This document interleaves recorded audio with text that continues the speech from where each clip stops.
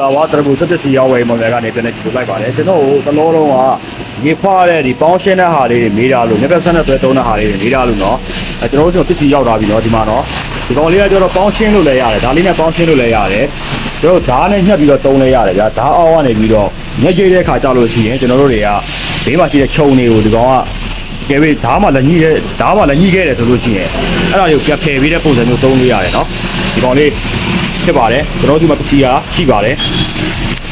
တကယ်မြေဖွားတော့မယ်ကျွန်တော်တို့ပေါင်းရှင်းတော့မယ်ဆိုလို့ရှိရင်ကျွန်တော်ကြိုက်တဲ့ပစ္စည်းလေးကတော့ဒီကောင်လေးတွေပါဒါလေးတွေကိုကျွန်တော်ကြိုက်ပါတယ်ဒီကောင်လေးတွေကပို့ပြီးလုပ်ဖြစ်တယ်နော်ဒီကောင်လေးတွေပို့ပြီးလုပ်ဖြစ်တယ်ကျွန်တော်တို့ရောင်းတဲ့ဈေးက3သိန်းနဲ့6000ဝယ်ကျတာဖြစ်ပါတယ်3သိန်း6000ကျဖြစ်တယ်နော်ဒီကောင်လေးတွေဆိုလို့ရှိရင်ကျွန်တော်တို့မျက်ဖြတ်ဆက်ကျွန်တော်တို့ full stock ဖြစ် full stock ဖြစ်ခေါင်းကနေကျွန်တော်တို့ဆွတ်ထည့်ပြီးတော့အသုံးပြုရဖြစ်ပါတယ်မြေဖွားခြင်းလည်းရတယ်ပေါင်းရှင်းခြင်းလည်းရပါတယ်ကျွန်တော်ဗီဒီယိုလေးနဲ့ကျွန်တော်ကိုမေးရတဲ့အတွက်ကြောင့်ကျွန်တော်ဗီဒီယိုလေးနဲ့ပြန်ပြီးတော့ပြပေးခြင်းဖြစ်ပါတယ်ဗျ